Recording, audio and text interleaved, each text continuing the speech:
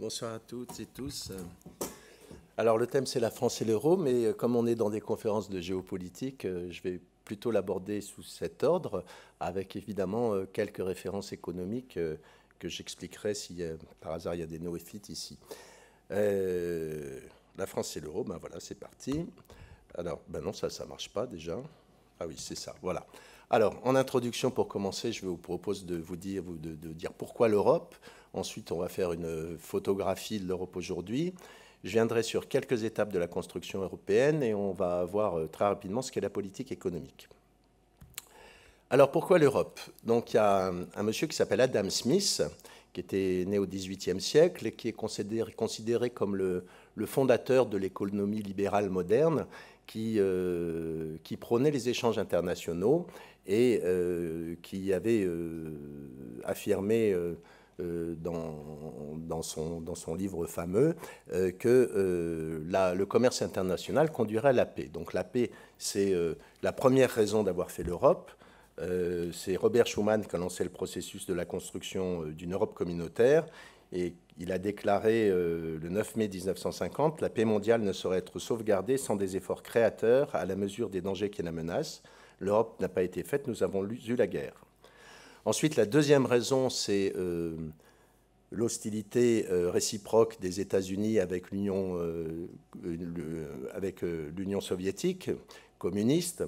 Et les États-Unis avaient conditionné le plan Marshall, l'aide à la reconstruction, au fait que l'Europe s'unisse. Troisième raison pour faire l'Europe, c'est peser dans le monde.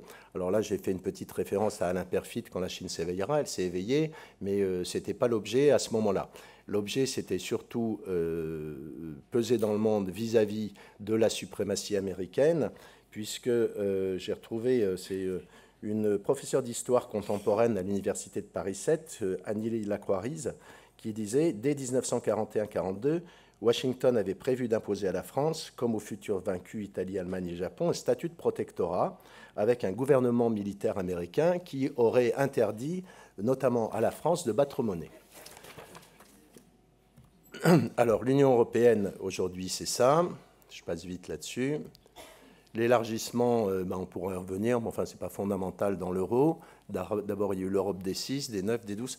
Ça ne marche pas très bien parce que je n'ai pas fait le même logiciel, c'est PowerPoint, et ça, ce n'est pas celui-ci. On voit, c'est un petit peu décalé. Alors, l'Union européenne en chiffres aujourd'hui, donc la zone euro, c'est 19 États membres, vous les voyez, et l'Union européenne, 28 États, avec quelques pays qui n'ont pas intégré l'euro, bien qu'il ait été prévu dans les traités au départ que tous les pays de l'Union avaient vocation à rentrer dans la zone euro. En chiffres, on ne voit plus les couleurs, hein, c'est dommage ça. Alors, donc l'Union européenne, non, vous n'avez pas plus les couleurs que moi. 28 États membres, plus de 500 millions d'habitants. Le PIB par habitant, je vais le définir tout de suite, quasiment 31 000 euros. Le PIB de l'Union en 2017, c'était 15 000 milliards d'euros, ce qui représente 21% du PIB mondial derrière les États-Unis. Dans l'eurozone, la zone euro, en 2016, 19 États, 340 millions d'habitants et un PIB d'environ 11 000 milliards d'euros. Alors ça vous donne une répartition du PIB dans la zone euro. Si vous voyez que 4 pays, l'Allemagne, la France, l'Italie et l'Espagne, ça c'est important, font à peu près 80% du PIB et ils pèsent à peu près le même poids en population, c'est-à-dire à peu près 80%. Alors qu'est-ce que c'est le PIB, puisque je viens d'en parler? Le PIB, c'est un indicateur de mesure de la richesse produite et de la croissance. Alors, comment on le mesure? Bon, techniquement, on fait la somme des valeurs ajoutées produites et on le mesure par trimestre, par mois et par an. Donc, c'est l'indicateur principal dont on se sert pour mesurer la richesse produite par pays et pouvoir faire des comparaisons. Alors, donc, il mesure la richesse et la croissance. Qu'est-ce que c'est? La croissance, c'est la croissance du PIB, c'est l'augmentation du PIB. Alors, pourquoi est-ce qu'il faut de la croissance? Pourquoi est-ce qu'on se polarise là-dessus? D'une part, parce qu'il y a une augmentation démographique et plus particulièrement de la population active. Donc, plus la population active, plus il faut créer des emplois Et il faut de la croissance pour ça. Et d'autre part, il y a une augmentation de la productivité, donc des techniques qui permettent de produire plus avec moins de ressources, notamment en main-d'œuvre. Et comme la productivité augmente tout le temps, si on n'a pas de croissance, eh bien, le chômage va augmenter. Alors, je vous ai mis le pire des indicateurs à l'exception de tous les autres. À l'exception de tous les autres, pourquoi? Parce que le PIB est international, il est reconnu par tout le monde, par tous les États, par toutes les agences de notation qui scrutent la croissance du PIB tous les jours, mais c'est un indicateur navrant. Pourquoi? Alors, déjà, c'est un indicateur qui ne mesure pas, PIB, je ne sais pas si je l'ai dit, ça veut dire produit intérieur brut. Donc, c'est toute la richesse produite, pas sur le territoire national, quels que soient les agents qui produisent, qu'ils soient français ou étrangers. C'est-à-dire que quand l'usine Ford, qui est américaine, produit des voitures en France, eh bien, on le compte dans le PIB. En revanche, l'usine Renault, qui se trouve en Espagne, ne rentre pas dans le PIB. Alors, pourquoi c'est un indicateur bancal? D'abord parce qu'il ne prend pas en compte les productions non marchandes. Par exemple, si vous avez un jardin que vous cultivez tous vos fruits et légumes pour vous et que vous ne les vendez pas, eh bien, cette production ne va pas rentrer dans le calcul de la richesse produite en France et de la croissance. D'autre part, c'est un indicateur qui ne prend pas en compte ce que les économistes appellent les externalités négatives. Une externalité négative, c'est la conséquence non voulue d'un agent économique quand il produit. Par exemple, quand on produit, on va polluer, mais on n'en tient pas compte. Alors, je vais vous dire pourquoi ce n'est pas un bon indicateur. J'achète une voiture neuve fabriquée en France, par exemple la Toyota Yaris, donc je suis un bon citoyen, j'augmente le PIB, je favorise la croissance. En sortant du garage où j'ai acheté ma voiture, j'ai un accident, je mets ma voiture dans un platane, la voiture est fichue. Là, je vais devenir un excellent citoyen parce que du coup, je vais faire travailler l'agence de dépannage, et ça va augmenter le PIB. Ensuite, je vais aller à l'hôpital et l'ambulance va venir, ça augmente le PIB, tout ça. Et puis, j'aurai besoin d'une autre voiture, donc je vais en racheter une quand je serai guéri et j'augmente le PIB. Mais on ne prend pas en compte toute la pollution et toutes ces externalités négatives que ça a générées. Voilà. Alors, il y a eu des efforts pour trouver d'autres indicateurs de mesure de la richesse produite. Ah oui, une dernière chose sur le PIB, c'est-à-dire c'est un indicateur de flux. Il mesure que la richesse qu'on produit sur une période déterminée, mais pas de stock. Il ne prend pas en compte ce que l'on possède déjà. Donc, il est évident qu'un pays qui possède de multiples hôpitaux, des universités, des bâtiments, etc., est riche. Mais on ne prend en compte que ce qu'il va produire, et non pas la richesse qu'il possède déjà. Donc, il y a eu des efforts pour faire d'autres indicateurs que le PIB, produit intérieur brut. Notamment, Sarkozy avait réuni une commission avec Stiglitz, qui est un prix Nobel américain d'économie, avec Amartya Sen, qui est un grand économiste indien qui a travaillé sur le développement, et avec Fitoussi, qui est un Français. Donc, ils préconisaient des indicateurs sur 3 axes, l'économie, bien sûr, mais aussi le bien-être et la soutenabilité en termes de développement durable. Voilà. Et au Bhoutan, pour la petite histoire, le roi du Bhoutan, lui, il ne prend pas le PIB, il s'en fiche complètement du PIB.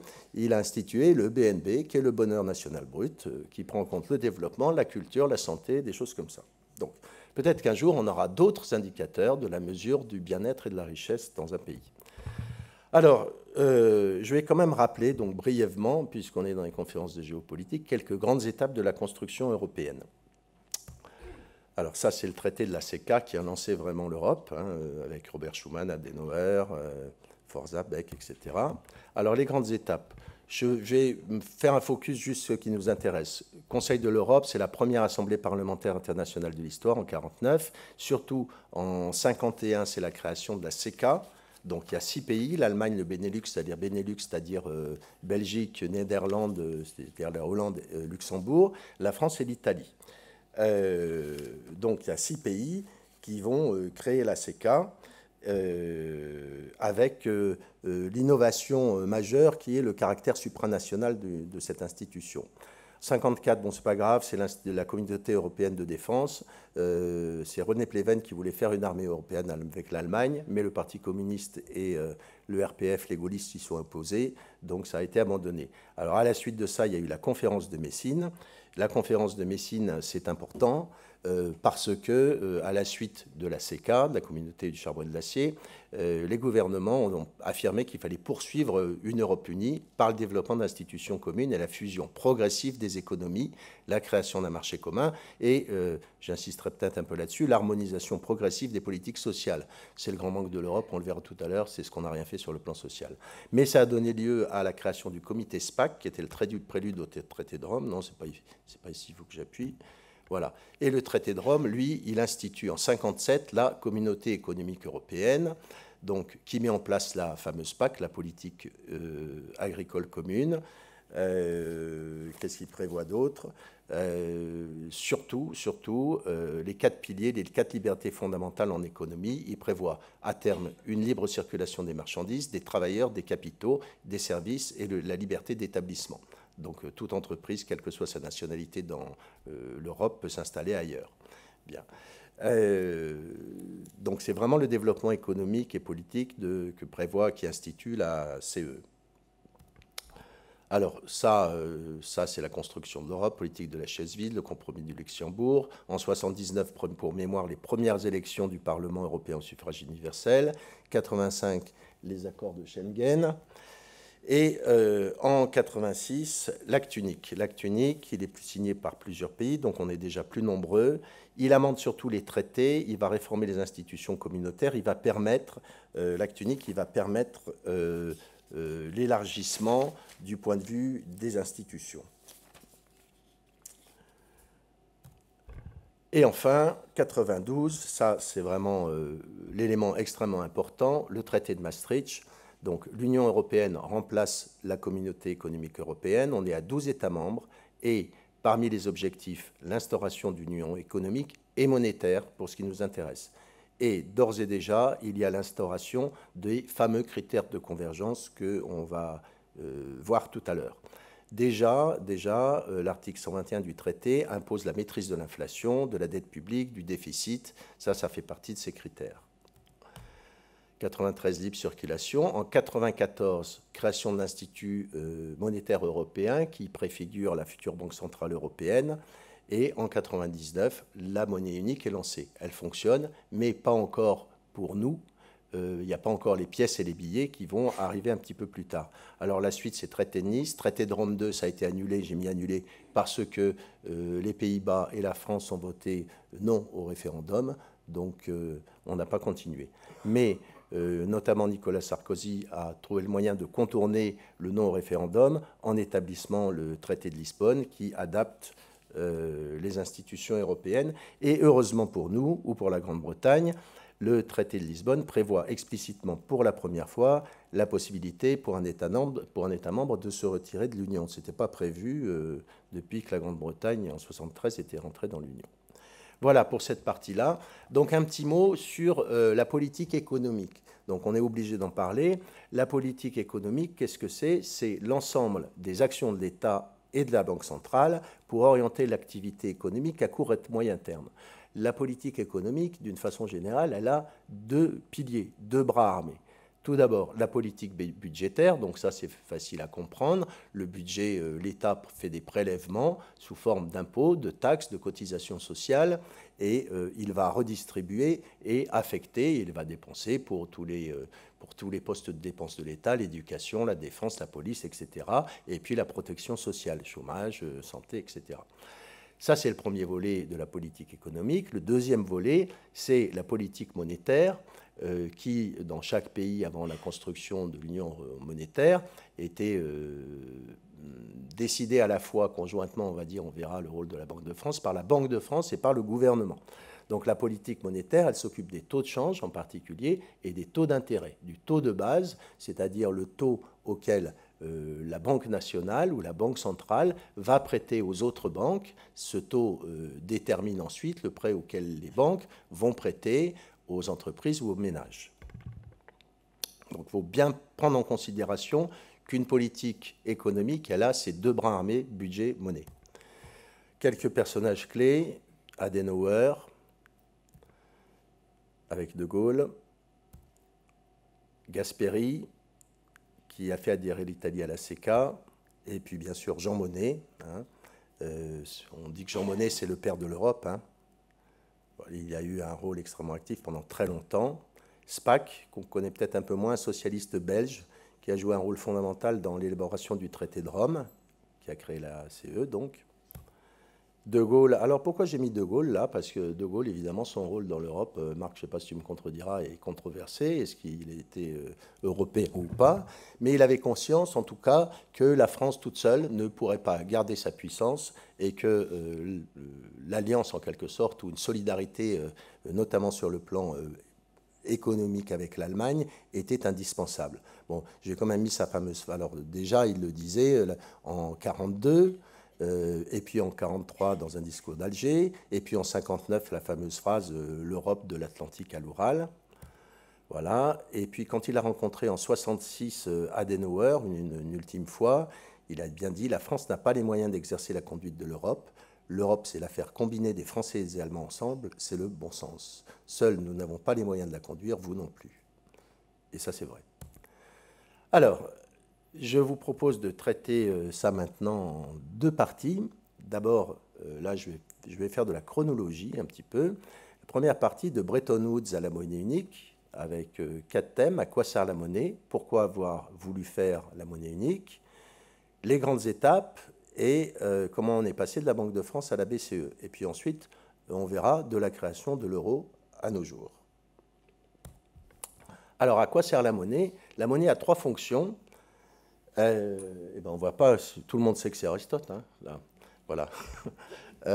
Donc, c'est Aristote qui a annoncé les 3 fonctions de la monnaie, donc ça ne nous rajeunit pas, et c'est toujours valable actuellement, ça, rien n'a changé. Donc, la monnaie, c'est un instrument de paiement, c'est un intermédiaire des échanges, donc ça veut dire que c'est beaucoup plus facile que le troc, hein. Ensuite, c'est un étalon de valeur, ça permet de mesurer la valeur d'un bien ou d'un service par rapport à un autre bien ou un autre service. Et puis, c'est une réserve de valeur, c'est-à-dire ça permet d'épargner, d'économiser, de reporter ses dépenses. Voilà. Et donc, de ce fait, on voit que plus on est nombreux à utiliser une monnaie, mieux elle remplit son fonction. Pourquoi? Parce que plus on est nombreux, déjà, ça augmente la confiance dans la monnaie. Et la confiance dans la monnaie, c'est indispensable. Et puis, c'est plus pratique si on a une monnaie que des millions de personnes utilisent qu'une monnaie que très peu de personnes utilisent. Si vous connaissez les CEL, par exemple, les systèmes d'échange locaux, ben on ne peut utiliser cette, entre guillemets, monnaie qu'au sein de son groupe qui utilise ça. Donc, évidemment, une monnaie qui est utilisée par plein de gens, c'est très pratique. Et puis, dans notre société ultralibérale où les capitaux sont mondialisés, ça devient indispensable. Donc, voilà à quoi sert la monnaie. Alors, pourquoi avoir fait une monnaie unique? Là, je fais un tout petit peu de théorie, pas beaucoup. Donc, il y a ce qu'on appelait le spillover. Alors, je ne sais pas, peut-être que des gens ne sont pas d'accord. Donc, d'abord, il y a un monsieur qui s'appelle Mitrani, qui était un économiste roumain qui a émigré en Grande-Bretagne et qui cherchait un système pour garantir la paix. Et il a dit, pour garantir la paix, il faut organiser des activités au niveau international qui répondent à l'intérêt général. Et puis ensuite, des personnes ont continué la théorie de ça. Ils ont dit, il faut commencer par un secteur modeste, exemple ACK, c'était relativement modeste, et puis un engrenage s'enclenchera.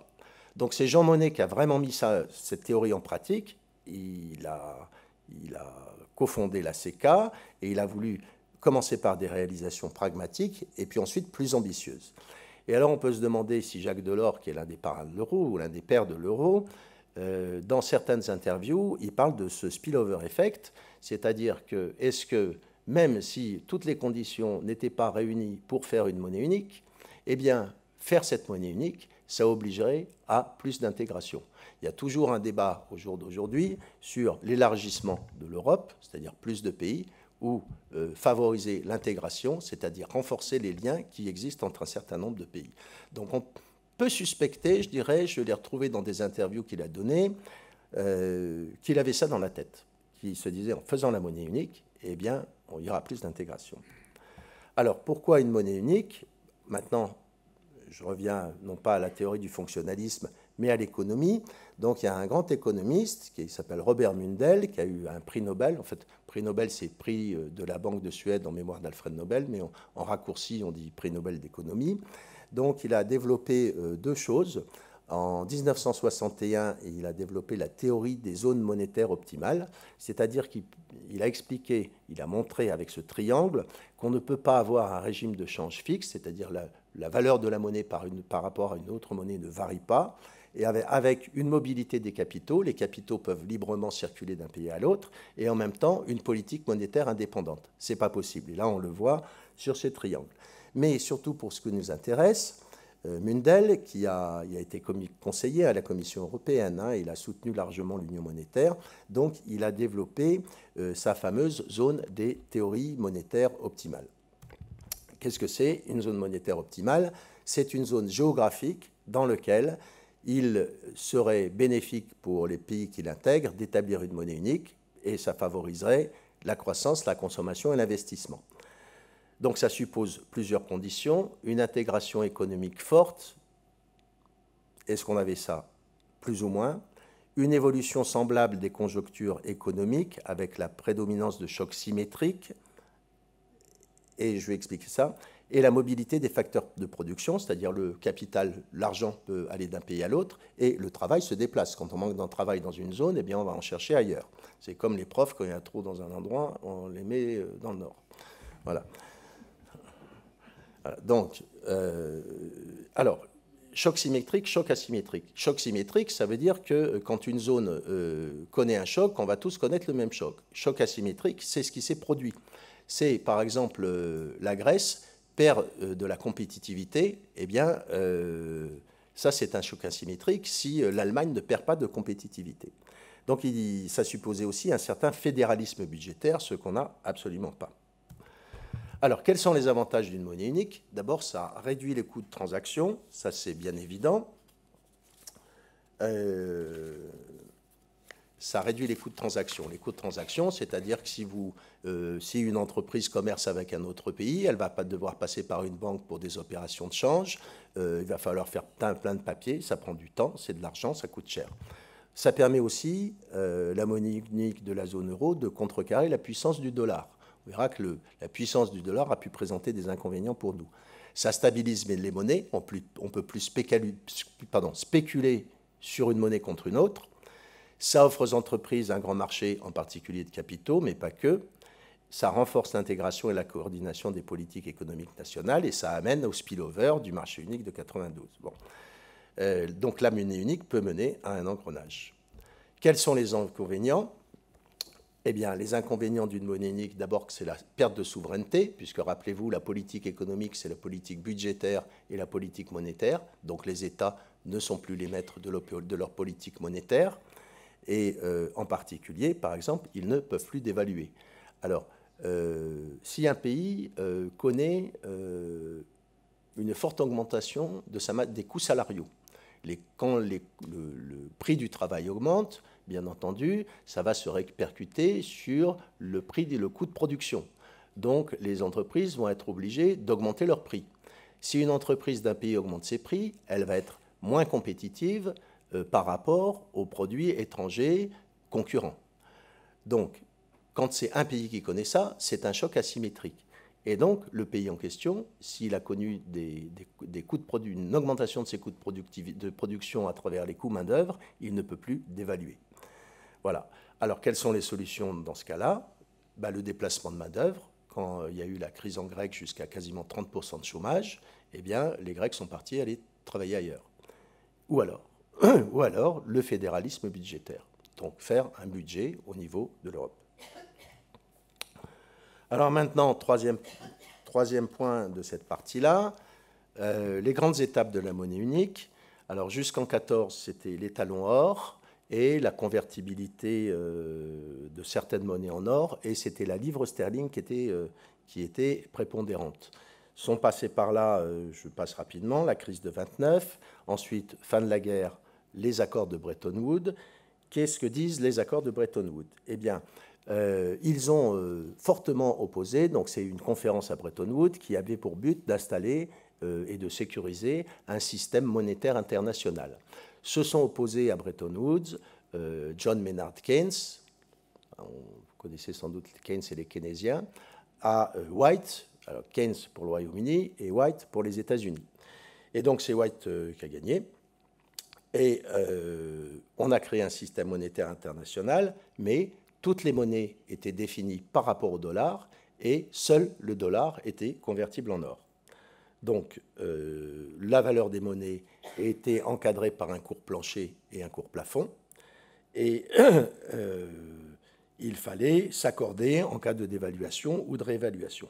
Accessoirement, Bretton Woods a donné naissance au FMI, à la BIRD qui fait maintenant partie de la Banque mondiale, au GATT qui deviendra l'OMC, l'Organisation mondiale du commerce. Donc, rôle clé du dollar, qui est admis comme un équivalent or, ce qu'on appelle le Gold Exchange Standard, des parités fixes mais ajustables en cas de dévaluation, mais qui doivent se faire en concertation avec le FMI, et puis un petit mécanisme d'aide aux pays en difficulté. Alors, très rapidement après Bretton Woods, il y a un économiste belge, un grand économiste belge, qui a été conseiller du président Kennedy, qui s'appelle Robert Triffin, qui a écrit un livre qui s'appelle L'or et la crise du dollar, qui avait noté que les accords de Bretton Woods indiquent que les États-Unis aient une balance des paiements déficitaire pour alimenter le monde en moyens de paiement. Donc il y a eu un afflux de dollars de partout. Les dollars circulaient, et les États-Unis pouvaient avoir des gros déficits. Mais on va voir ça, ça s'est effondré. Bon, alors, l'ACK, on en a parlé, le traité de Rome, l'ACE, j'ai mis 59 à 68 le Francfort, parce qu'on a peut-être oublié, enfin, moi qui ne suis pas tout jeune, je l'avais oublié, j'ai le souvenir du Mark-Fort. Et les Allemands ont tous dans la tête encore le mark fort. Je veux dire, ça a été un déchirement pour eux d'abandonner le mark pour passer à l'euro. Mais à l'époque, jusqu'en 68, c'était le franc qui était plus fort. Donc, et d'ailleurs, à cette époque-là, profitant du franc fort, entre 63 et 66 en particulier, De Gaulle et Debré, quand il était Premier ministre, ont fait beaucoup de tentatives pour amener le plus de pays possible à réformer le FMI, mais le système monétaire international de Bretton Woods, mais ça n'a pas marché. Et mai 68, fin du Francfort, perte d'influence de la France en matière monétaire, la France a instauré un contrôle d'échange. 69, peut-être grâce à la dévaluation du franc sans concertation, eh bien, émerge en Europe la nécessité d'une coopération économique monétaire plus forte. Alors on demande à Raymond Barre en 69, Raymond Barre, pour mémoire, il a été ministre de l'économie, il a été Premier ministre de Valéry Giscard d'Estaing, juste avant 1980. Oui, je n'ai pas résisté à vous mettre un truc du... je ne sais plus si c'est les Guignols ou le Bête Show à l'époque. C'est le Bébête Show, merci. Et Babar, comme on l'appelait, pour les étudiants de sciences économiques, je ne sais pas, je pense que maintenant ce n'est plus le cas, on était obligé d'absorber ces deux pavés de traité d'économie politique. C'était un peu rébarbatif. Bon. Et en 70, il y a un rapport Werner donc, qui prône la nécessité d'une union monétaire et dit qu'on doit absolument abandonner notre souveraineté. Il faut accepter une perte de souveraineté. Donc ça devient quand même une petite révolution.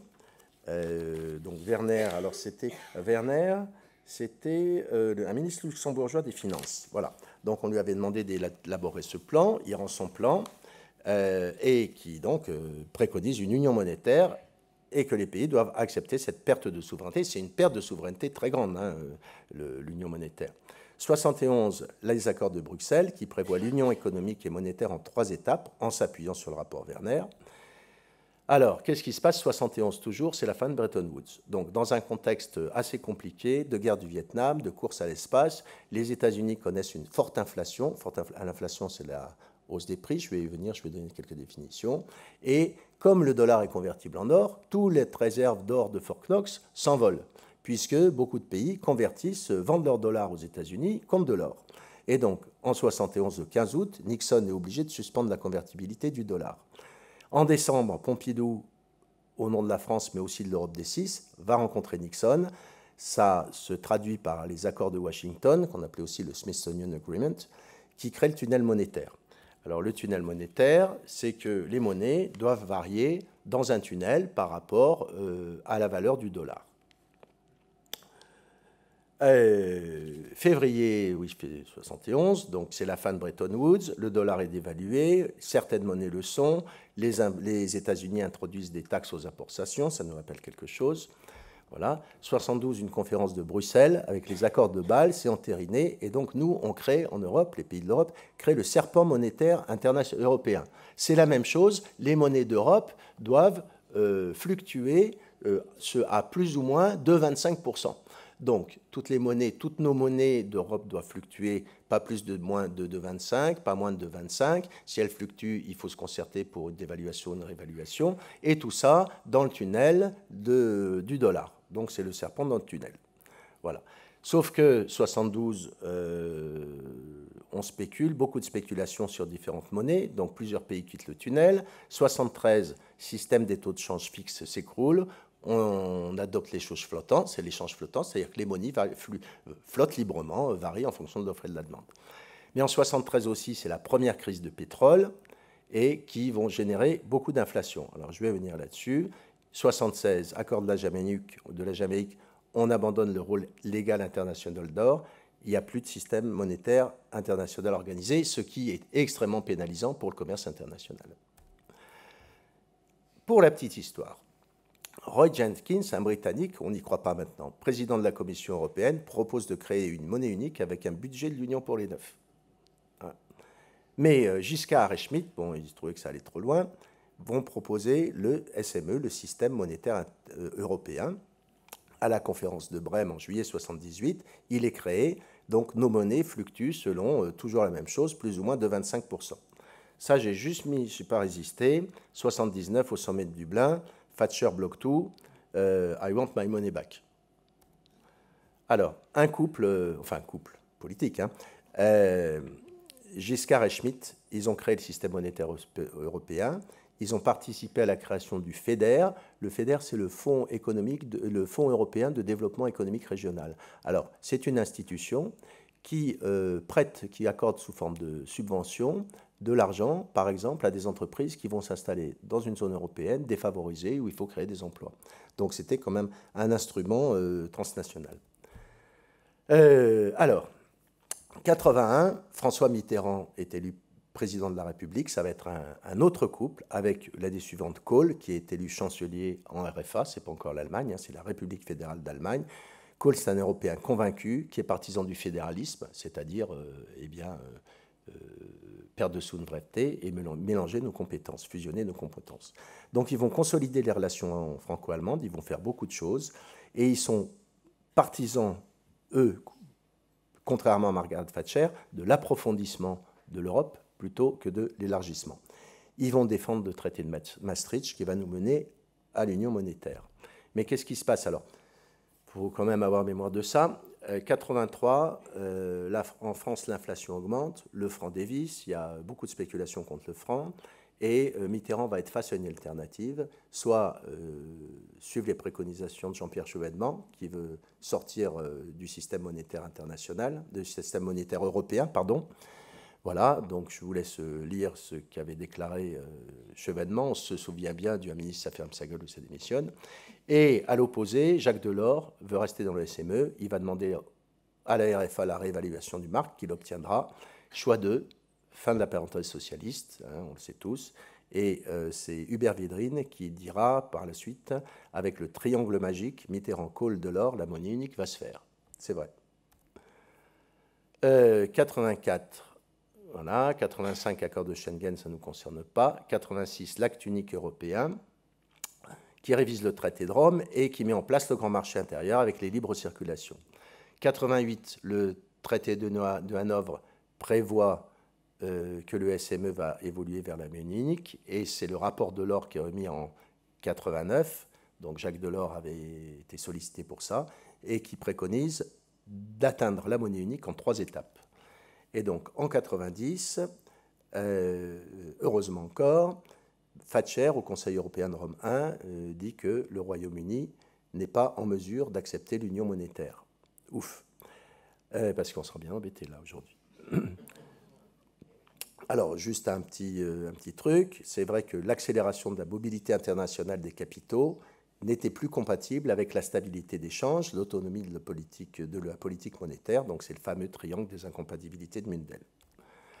Jacques Delors, pour les jeunes classes, c'est le papa de Martine Aubry. Donc, Jacques Delors avait dit en 92, l'euro nous apportera la paix, la prospérité, la compétitivité, et rien que pour la France, il se traduira par la création d'1 million d'emplois. En 2004, il a signé une pétition avec Stéphane Hessel, pour un projet d'Europe sociale qu'on n'a toujours pas fait, hein, donc s'occuper du chômage, de la pauvreté, des mal logés, donc rien, et de l'égalité des changes, pas grand-chose. Alors, on arrive à 92, c'est le traité de Maastricht qui institue les critères de convergence pour l'Union économique et monétaire. Les critères de convergence, c'est-à-dire que l'État des économies doivent converger pour se ressembler, pour pouvoir faire partie de la monnaie unique. Ça reprend l'essentiel, le traité reprend l'essentiel du rapport Delors sur le plan monétaire. Donc c'est un traité ultralibéral. Et le volet économique monétaire préconise donc le passage en 3 étapes. La lutte contre l'inflation, qui est prioritaire, la lutte contre le chômage passant loin derrière. Donc, il y a toujours un dilemme, inflation-chômage. Donc là, le traité de Maastricht choisit la lutte contre l'inflation. Et il préconise une coopération pour les politiques budgétaires, mais depuis 1992, c'est vraiment resté embryonnaire. Donc, pour arriver à la monnaie unique, il faut que les pays respectent les critères de convergence. Là, j'ai juste mis la fameuse photo de Mitterrand et Kohl. Alors, je vous ai parlé d'inflation. Donc, je vais peut-être juste en quelques mots dire ce que c'est l'inflation, puisque l'un des fondements de la Banque centrale européenne qui figure dans les traités de Maastricht, c'est la lutte contre l'inflation qui ne doit pas dépasser 2%. Alors, qu'est-ce qu'on appelle l'inflation? L'inflation, c'est la hausse durable des prix. Il y a 2 types d'inflation, par les coûts. C'est l'exemple que je donnais tout à l'heure à propos des salaires qui augmentent, par exemple. Ça peut être le prix des matières premières, ça peut être le prix du pétrole qui augmente. C'est dans le contexte, par exemple, de 73. Ou par la demande, c'est si les consommateurs veulent consommer plus, c'est qu'on n'arrive pas à produire assez, donc c'est une inflation par la demande. On parle de spirale inflationniste parce que quand l'inflation commence, c'est difficile de l'arrêter. Évidemment, si voilà, les salariés obtiennent une revalorisation de leur salaire, eh bien, les entreprises voient leur coût de production augmenter, donc vont vendre plus cher, et donc comme le prix de la vie augmente, les salariés vont à nouveau demander une augmentation de leur salaire, et ainsi de suite. C'est pour ça qu'on parle de spirale inflationniste. Alors l'inflation, ben, si vous avez de l'épargne, ce n'est pas toujours intéressant, parce que bien souvent, la rémunération de l'épargne est inférieure au taux d'inflation. Donc finalement, épargner, on perd de l'argent, ça nous coûte. Surtout, ça introduit une perte de compétitivité par rapport aux autres pays. Si les prix dans notre pays augmentent et que dans un pays qui a une autre monnaie n'augmente pas, évidemment, on est moins compétitif et on vend moins. En revanche, l'inflation, c'est très intéressant quand on a des dettes. Alors, il faut bien garder ça en vue par rapport à la dette publique. Pourquoi c'est intéressant? Eh bien, si on est endetté dans plusieurs pays européens, contrairement aux États-Unis, et en France en particulier, quand on fait un emprunt à taux fixe. Alors, imaginez que j'ai un revenu mensuel de 2 000 euros et j'emprunte de l'argent pour acheter un appartement et je rembourse 1 000 euros par mois. Bien, donc mon taux d'endettement est de 50%. Là-dessus, s'il y a une inflation de 10% par an, si les prix augmentent de 10% par an, mais que mon salaire, il va suivre plus ou moins, il augmente aussi de 10% par an. Donc, au bout de 7 ans, mon salaire sera à peu près il était de 2 000, il passe à 4 000 euros par mois. Mais mon remboursement de mon emprunt à taux fixe, il ne bouge pas, il reste 2 000 euros. Donc, mon endettement ne représente plus que 25% de mes revenus. Donc, c'est beaucoup plus facile pour moi d'assurer le remboursement de ma dette. Voilà. Alors, donc, qu'est-ce qu'on fait quand il y a de l'inflation? On peut dévaluer, c'est ce qu'on appelle les dévaluations compétitives, et le pays retrouve une compétitivité. Ou alors, on peut faire une restriction budgétaire, c'est-à-dire le gouvernement peut réduire sa redistribution, il peut baisser le taux de remboursement des médicaments, il peut donner moins d'allocations, il peut prélever plus d'impôts, etc. Et puis on peut augmenter les taux d'intérêt, puisque si les taux d'intérêt augmentent, eh bien, dans ce cas, on peut moins emprunter parce que les remboursements nous coûtent beaucoup plus cher. Alors, je vais passer là parce que je ne vais plus avoir le temps de finir. L'effet Boskin. Alors, ça, c'est juste Boskin qui a dit qu'on surestime l'inflation parce qu'on ne prend pas en compte, on ne prend pas en compte les progrès technologiques et les changements de comportement des consommateurs. Par exemple, on serait toujours capable de faire une 2 chevaux à 5 000 €, mais on n'en fait plus parce qu'il y a des normes de sécurité qui nous obligent à avoir des ceintures, de l'ABS, que maintenant on met beaucoup d'électronique, etc. Donc si le prix d'une voiture augmente, ça va augmenter l'inflation, mais ce n'est plus forcément tout à fait le même produit. Et puis, les consommateurs peuvent changer de comportement en cas de hausse des prix, donc ça ne réduit pas leur pouvoir d'achat. Alors la déflation, c'est exactement le contraire de l'inflation, et c'est ce que l'on craint au niveau de la Banque centrale européenne, c'est-à-dire c'est une baisse générale des prix sur une longue période.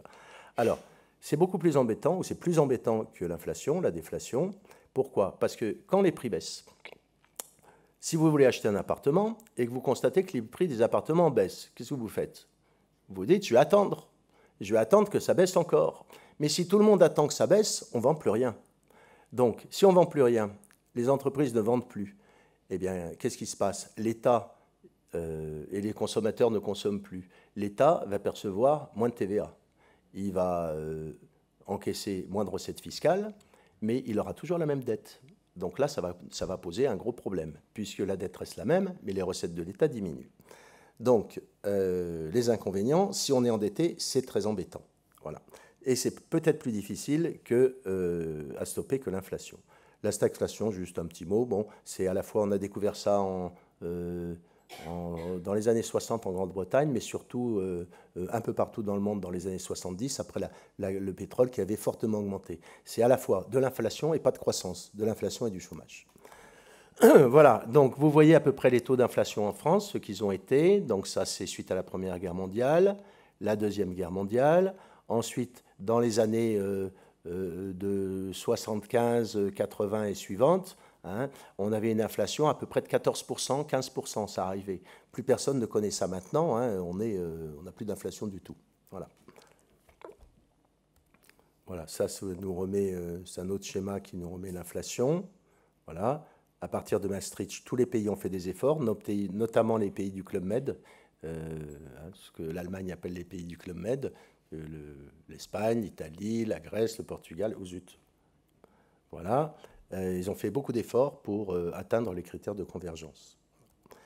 Alors, 92, c'est le traité de Maastricht.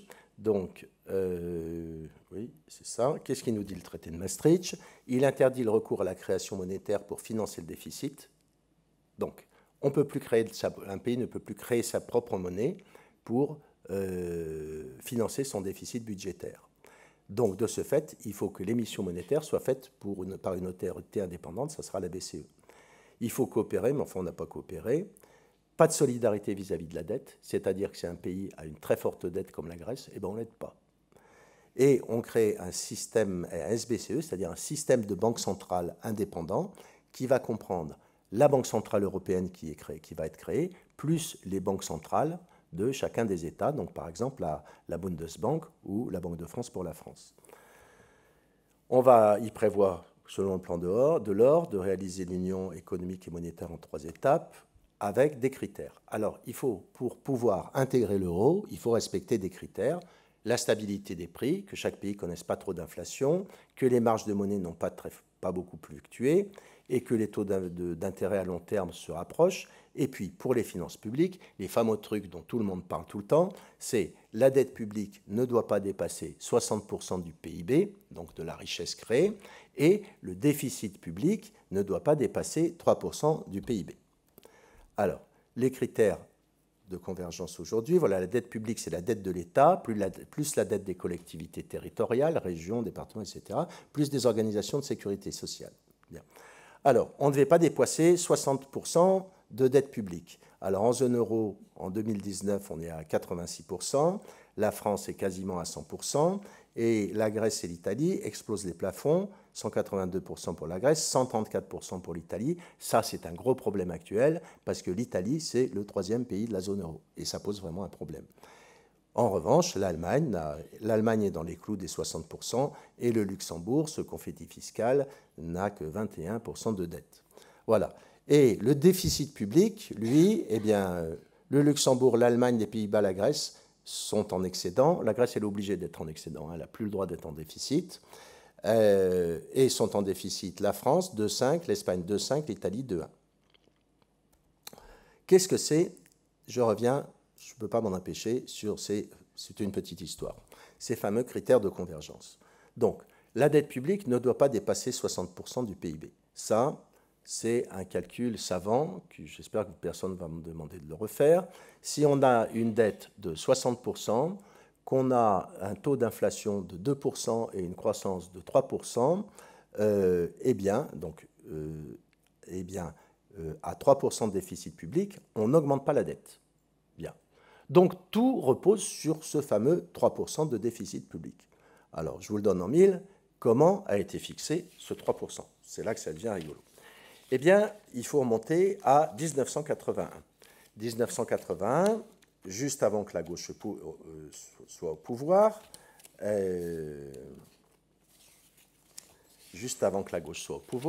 Giscard, qui est président de la République, dit que si lui, il reste élu, qu'il est réélu, le déficit public sera de 30 milliards d'euros.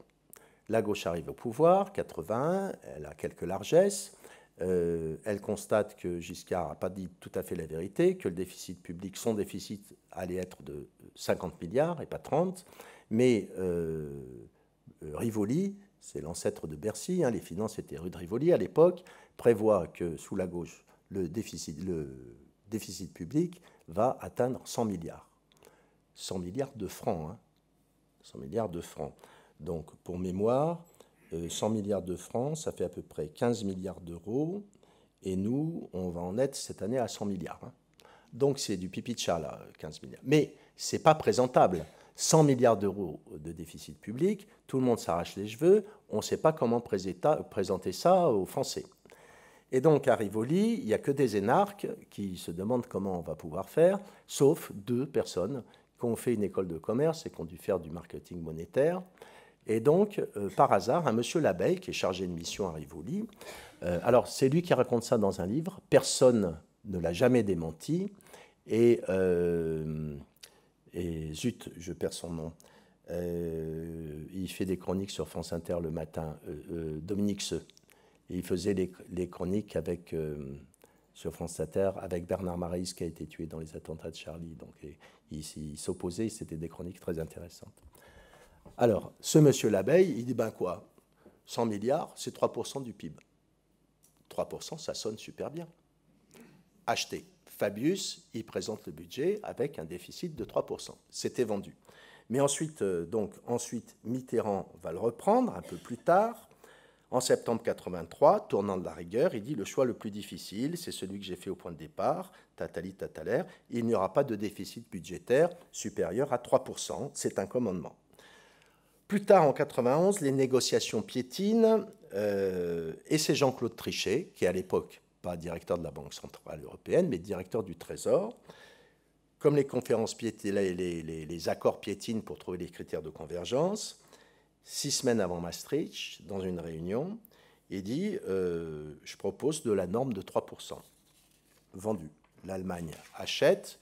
Titmeyer, qui préside la Bundesbank, écrira après, il dit la limite de 3%, elle a été proposée par les Français dans le traité de Maastricht, et nous, bien sûr, on l'a acheté tout de suite, on l'a adopté. Donc ça a été pris par les Allemands, ça a été une voie de communication d'Helmut Kohl pour vendre l'euro aux Allemands qui n'en voulaient pas. Donc quand Maastricht est terminé, Kohl a déclaré que l'euro sera protégé par la discipline budgétaire, je prononce mal, par le 3,0, le 3,0. Voilà. Donc, alors tout le monde l'a acheté finalement. Donc c'était une assurance sacrée, c'est devenu un totem, le 3%. Et pour la petite histoire, il y a Israël, la Malaisie qui ont adopté le 3% plus tard, et même la Chine pendant un moment. Voilà. Donc c'était le 3% et les critères de convergence. Alors, en 1994, on crée l'Institut monétaire européen. 1999, création de la monnaie unique, les parités définitives, et c'est seulement le 1er janvier 2002 que vont être mises en circulation les espèces en euros. Voilà, juste un petit dessin de Plantu. Troisième couple, Chirac et Schröder, qui ont mis en circulation les pièces et les billets. Les pays membres de l'eurozone, bon, moi, je ne reviens pas dessus, ce n'est pas la peine. Alors, juste un petit mot, parce que je suis très, très en retard. J'ai jusqu'à quelle heure?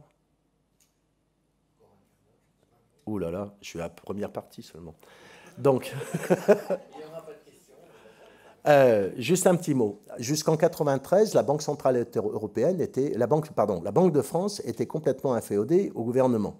Donc le gouverneur, le sous-gouverneur, ils étaient nommés par le pouvoir exécutif, par le gouvernement, et ils étaient révocables à discrétion. Donc ça, ce n'était pas possible, notamment pour les Allemands. Il fallait que la Banque centrale européenne soit totalement indépendante des gouvernements. Ils avaient trop peur qu'on fasse ce qu'on voulait. Donc, grosse réforme en 1993, et la Banque de France ne peut ni solliciter ni accepter d'instructions du gouvernement, et les membres du Conseil de la politique monétaire ne peuvent être révoqués. Donc, il y a une grande réforme de la Banque de France, et on en est venu au statut de la Banque centrale européenne. Donc, le 1er janvier 1999, les banques centrales transfèrent leurs compétences à la BCE. Alors, ça crée l'eurosystème, qui regroupe la Banque centrale européenne et les banques centrales nationales des États qui ont adopté l'euro, c'est l'organe de décision vraiment. Hein.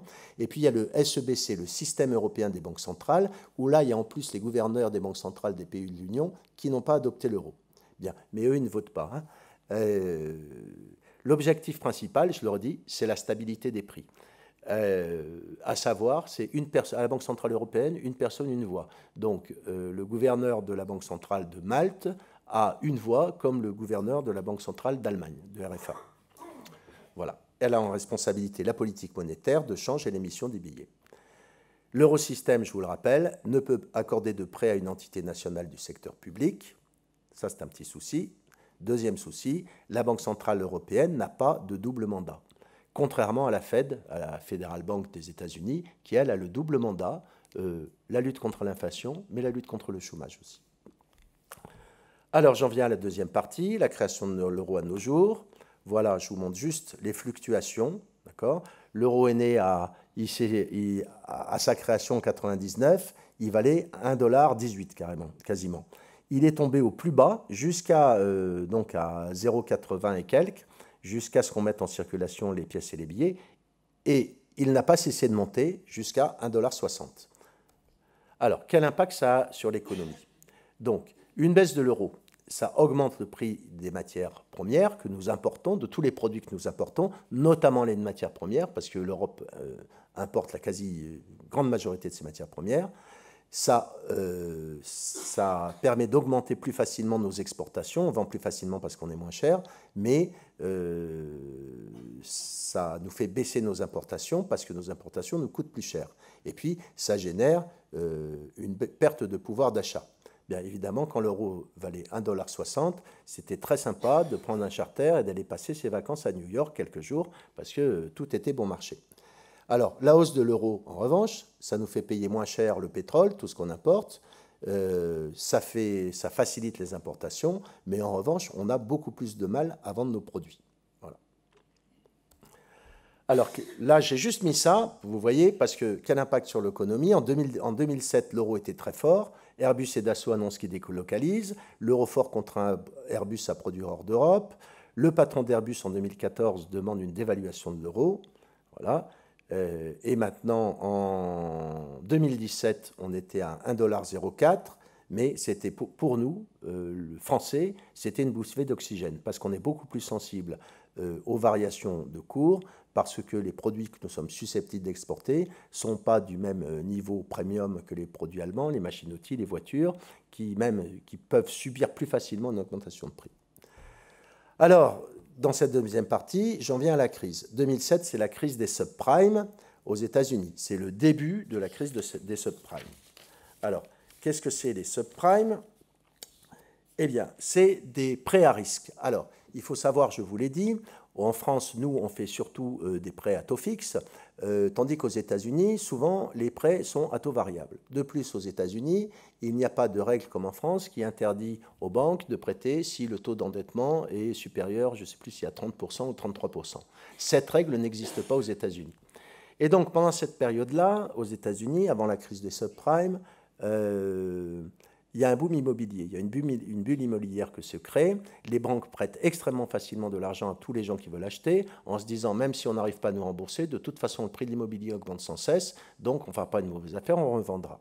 Et puis, ensuite, les banques saucissonnent ces prêts, hein, ils saucissonnent ces prêts, et ils le revendent à d'autres, et voilà, la bulle a explosé. Donc ça a conduit à la faillite de la banque américaine Lehman Brothers, crise financière généralisée aux États-Unis, la crise atteint l'Europe et la zone euro entre en récession. 2008 octobre, l'eurosystème pour sauver les banques décide de les refinancer à taux fixe autant qu'elles souhaitent. 2010, vous vous rappelez la crise de la Grèce, c'est une crise sur la dette souveraine, c'est-à-dire les dettes de l'État grec. Donc crise sur les dettes souveraines. L'eurosystème répond par un programme d'achat. Alors, la Banque centrale européenne ne peut pas acheter des obligations des pays membres quand elles se créent, quand elles sont lancées, mais elle peut en acheter sur le second marché, c'est-à-dire des obligations d'occasion, en fait, si vous voulez, mais ça revient au même. Plan de sauvetage de la Grèce. 2010, on adopte le Fonds européen de stabilité financière pour venir en aide aux pays de la zone. 2011, Paris et Berlin proposent un gouvernement économique de la zone euro et la fameuse règle d'or.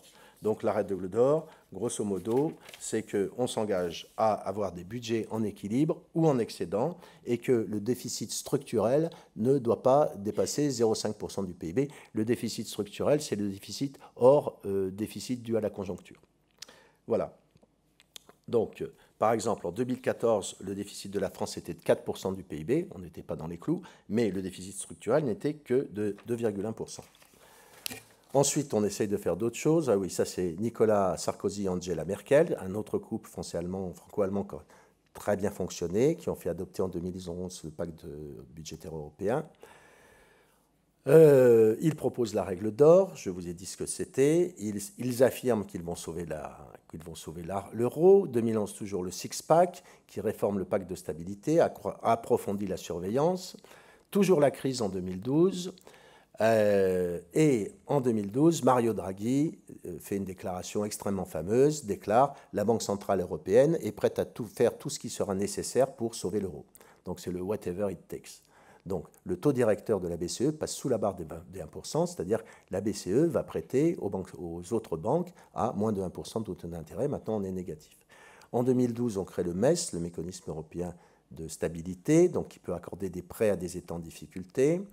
En juin, c'est à noter, 2014, l'eurosystème applique un taux négatif, c'est-à-dire que voilà, c'est un taux négatif. Mais en 2014, l'euro remonte, il est à 1,40 $. Il pénalise les exportations. Et en 2015, la crise n'est pas finie. L'eurosystème lance son principal programme d'assouplissement quantitatif, le quantitative easing, qui consiste en l'achat sur le marché secondaire, comme je vous disais tout à l'heure, d'obligations émises par les États de la zone euro, les institutions. Donc il y a énormément d'argent qui est racheté. En 2015, c'est le rapport des 5 présidents, ça je viendrai tout à l'heure. En 2015, dégringolade de l'euro, parce que la Banque centrale européenne crée de la monnaie pour acheter des actifs. Comme elle crée trop de monnaie, on a peur que ça crée de l'inflation, notamment. Le Grexit est évité. Et juste en janvier de cette année, la Banque centrale européenne a arrêté les achats d'actifs. Septembre 2019, en revanche, il y a quelques jours, Mario Draghi, qui quitte la présidence de la BCE après son mandat de 8 ans, pour laisser place à... son nom m'échappe, j'ai un trou de mémoire, notre ex-ministre de l'économie. Merci Christine Lagarde. Oui. Donc il a encore sévi, il a dit qu'il allait recommencer. Donc là, ça ne plaît plus du tout à la Bundesbank qui relance son programme d'assouplissement quantitatif. Au final, ça donne quoi ? 2570 milliards d'euros en cours à fin 2018 d'acheter par la Banque centrale. Alors, les monétaristes qui considèrent que si on crée de l'inflation, si on crée de la monnaie sans créer de la richesse, ça va faire que générer d'inflation. Je ne veux pas dire une bêtise, mais je crois qu'ils estiment que ça peut intervenir dans les 18 mois. Mais là, on n'est toujours pas d'inflation et on craint la déflation. Donc ça a généré, selon la Banque de France, quasiment 2 points de croissance du PIB supplémentaire, heureusement, parce qu'on sera en récession, et beaucoup de prêts. Alors, la politique monétaire non conventionnelle de la BCE, donc c'est des taux particulièrement accommodants, et même à des taux négatifs, c'est-à-dire qu'elle prête à moins. Hein. La forward guidance, ça consiste à dire à ce que la BCE dise « voilà ce que je vais faire ». Avant, normalement, les banques centrales, elles ne disent pas ce qu'on va faire pour éviter la spéculation. Mais là, on dit les taux vont rester proches de zéro aussi longtemps que nécessaire. Donc tout le monde le sait. Et des programmes d'achat d'actifs et privés, quantitative easing. Voilà. Donc le QE, ça concerne des montants importants.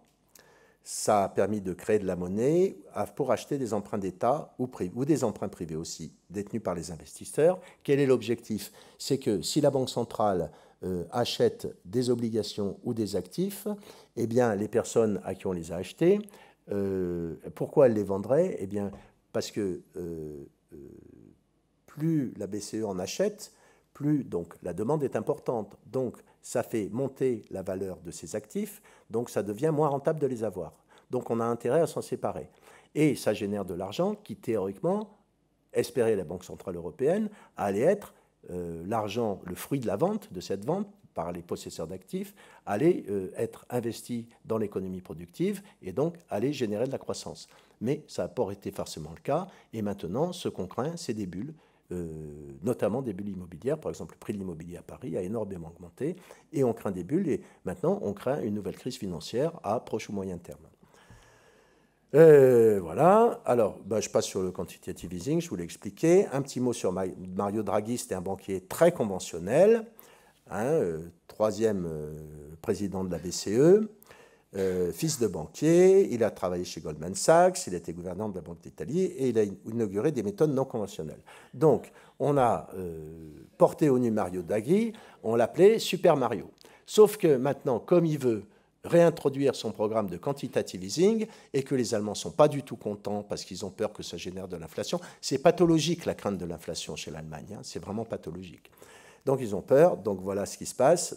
Maintenant c'est Draghi là, le vampire qui suce les comptes des épargnants et Draghi siphonne les banques, c'était le journal Bild en 2009 avec Mario Draghi en Dracula.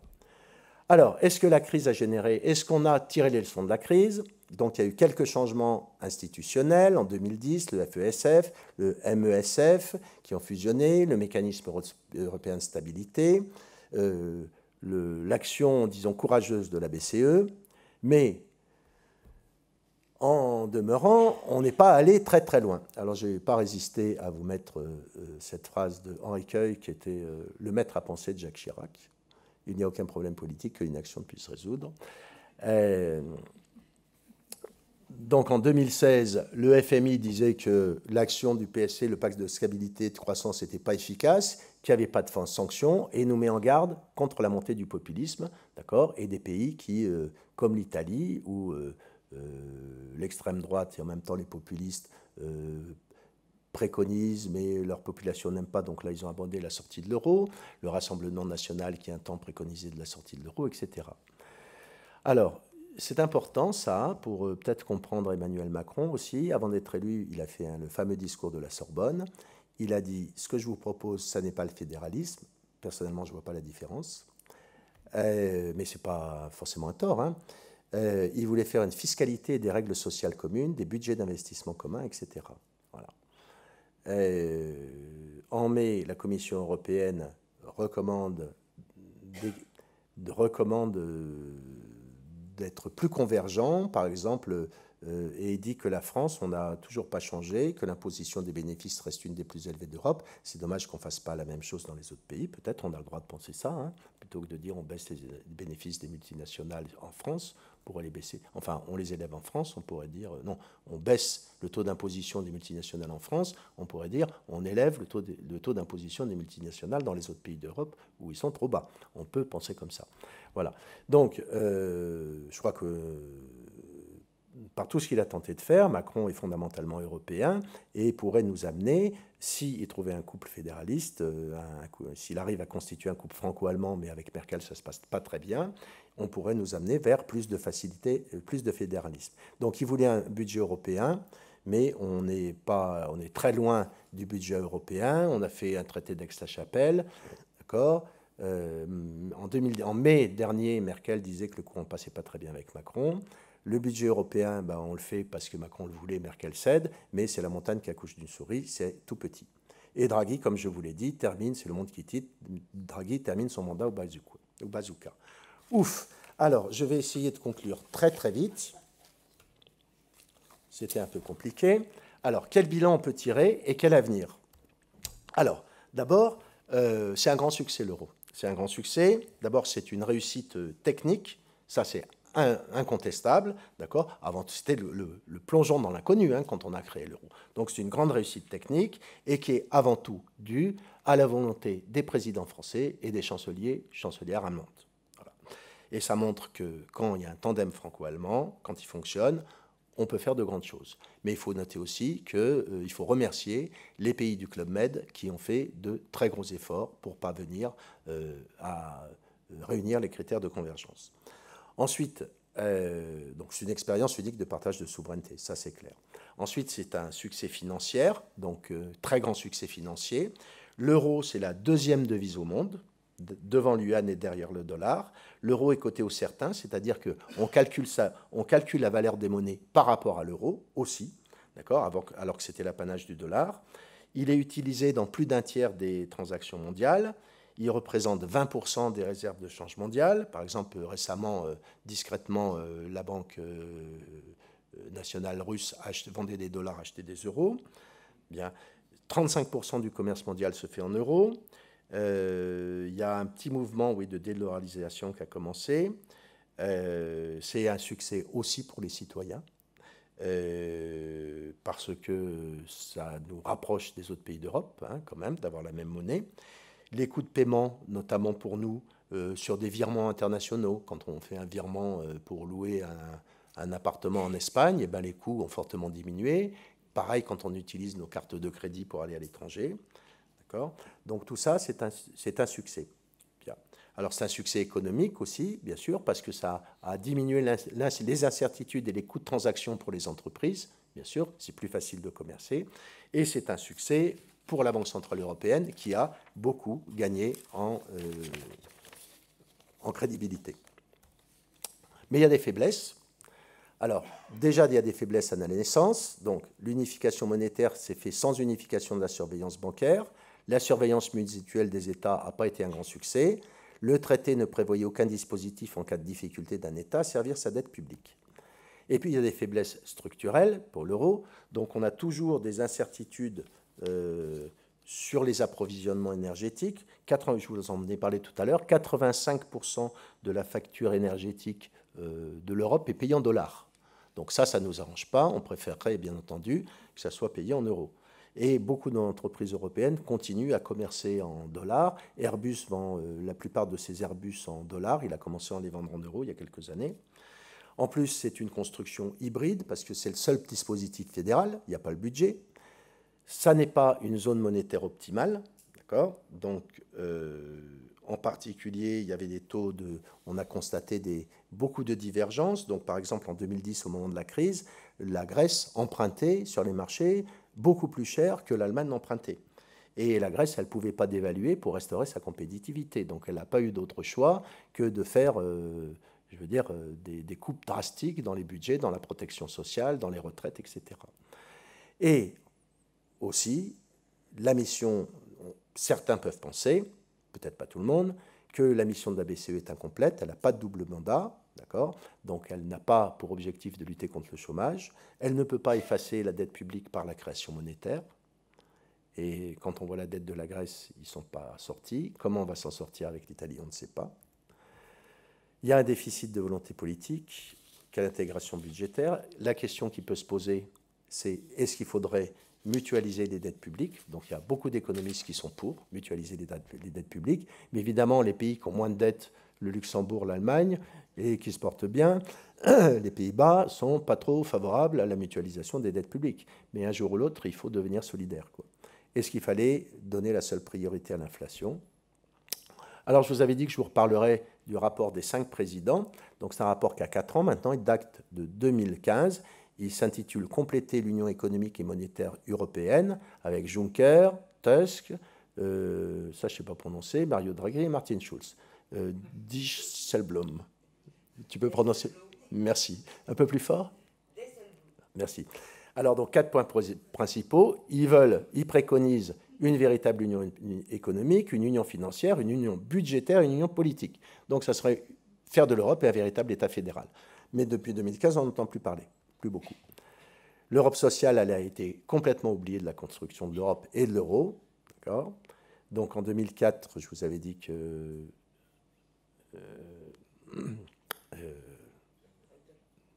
merci, Delors signait ce traité de projet de social. Alors juste le truc, et je termine là-dessus, désolé, j'ai un peu empiété. Quel avenir pour l'euro? Donc je n'ai pas résisté aussi aux citations de Jacques Chirac. Voilà. Donc je ne peux pas vous en dire beaucoup plus. Alors, quel avenir sur l'euro? Je vais quand même essayer de dire deux, trois trucs.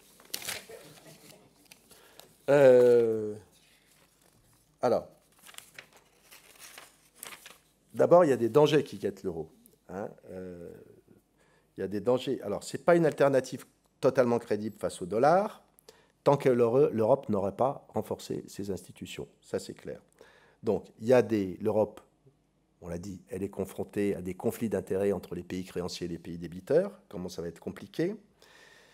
Et donc, beaucoup d'économistes préconisent de réformer la gouvernance, évidemment, budget commun, investissement commun, etc. Au final, c'est Bruno Le Maire, notre ministre, qui déclarait l'année dernière à la presse diplomatique: l'euro n'a jamais été aussi menacé. Alors, elle a une mission incomplète, elle n'a pas de double mandat, ça je le répète. Elle ne peut pas créer de la monnaie pour rembourser la dette publique, elle ne peut pas effacer les dettes existantes, mais ça on pourrait le changer aussi. Et elle est obligée de choisir de stabiliser les prix.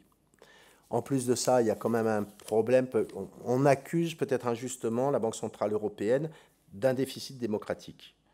Bien. Et puis le fonctionnement selon une personne, une voix, ne faudrait-il pas le revoir? Voilà. Donner à Malte la même puissance qu'à l'Allemagne ou à la France, c'est peut-être un problème. Donc, voilà. Alors, quelle solution aussi? Alors, est-ce qu'on sort de l'euro? Est-ce qu'on peut sortir de l'euro? Alors, le problème, si on sort de l'euro, si un pays sort de l'euro, si la Grèce sortait de l'euro, par exemple, donc, vous avez vu qu'elle a une dette colossale. Elle revient au drachme. Mais dans ce cas-là, le drachme va subir une dévaluation extrêmement forte de sa valeur. Donc, si la Grèce est obligée de rembourser sa dette en euros, elle est fichue, c'est la faillite. Bon, c'est arrivé que des pays fassent faillite, hein, c'est pas si grave que ça. Sinon, il y a ce qu'on appelle la lex monetae. Donc, définir le régime de la monnaie est un attribut présumé de tout État souverain. Donc, la Grèce pourrait dire, eh bien, la dette que j'ai, moi, je vous la rembourse en drachme. Et là, on va se lancer dans les tribunaux, et ça va durer quelques années. Voilà.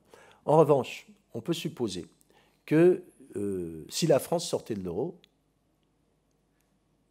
a priori, ça serait sans doute la fin de l'euro. Parce que, imaginez l'Allemagne rester avec le Club Med. Je pense que ce n'est pas possible. La France est la deuxième économie de l'Europe. Si l'Italie sortait de l'euro, ça serait un séisme. Alors, je ne sais pas ce qui se passe. En tout état de cause, on ne sait pas vraiment dans quelle monnaie on devrait rembourser notre dette. Voilà. Donc là, il y a des affrontements. Alors, juste un petit truc, est-ce que la Grèce aurait dû sortir de l'euro? Voilà. Donc, je veux dire, en 2011, elle empruntait à 18,54% et à 2 ans à 46%. Alors que l'Allemagne, en 2019, elle a des taux négatifs. Et le chômage était de 28% en 2013. Le salaire moyen en 2013 avait baissé de 28%. Alors, est-ce qu'il faut mutualiser les dettes, restructurer les dettes, c'est ce qu'on a fait avec la Grèce? Est-ce qu'il faut un fédéralisme budgétaire? Pour la France, la charge de la dette, c'est le deuxième budget du gouvernement, de l'État. D'accord? Dans le projet de loi de finances, la charge de la dette, 38,6 milliards d'euros devant le budget des armées. C'est plus important. Donc si on avait un peu d'inflation en France, pour rembourser notre dette, ça ne nous dérangerait pas forcément. Voilà, un petit tableau d'évolution de la dette publique de la France par rapport à l'Allemagne. Donc là, on est dans les choux. L'évolution des monnaies, ça c'est ancien, hein, d'évaluation. L'évolution anciennement des monnaies par rapport aux marques. Il faut un couple franco-allemand pour finir la construction européenne, mais qui? Voilà, donc avec Hollande, ça a marché moyennement, on va dire. Alors j'ai fini, mais je vous dis encore 2 ou 3 mots. Zut, bon, j'ai oublié ce que je voulais dire. Donc il y a quand même, oui, il y a des économistes qui au lieu d'avoir une monnaie unique, ils préconisent une monnaie commune. Donc ça veut dire qu'on aura une double monnaie. On ferait une monnaie commune à l'Union, mais on garderait notre propre monnaie. Parce que ça permettrait aussi des dévaluations compétitives de notre propre monnaie. Maintenant, si on devait faire la monnaie unique aujourd'hui, on estime que le mark devrait être réévalué de 20%, d'accord, parce que l'Allemagne a gagné en compétitivité, que la France devait être dévaluée peut-être de 5 à 10%, la Grèce de 20 à 30%, etc., et l'Italie de 20%. L'Italie n'est plus compétitive, a du mal, elle est absolument plus compétitive, quoi. Donc c'est ce qui génère aussi une crise en Italie. Voilà, je crois que j'ai fini, je vais m'arrêter parce que sinon je continue longtemps, donc ça va bien passer. Voilà.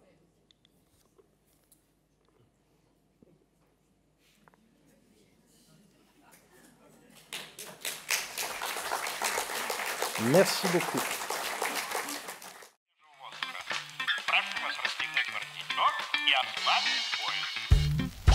Ноги соедините, руки опустите. Ноги соедините.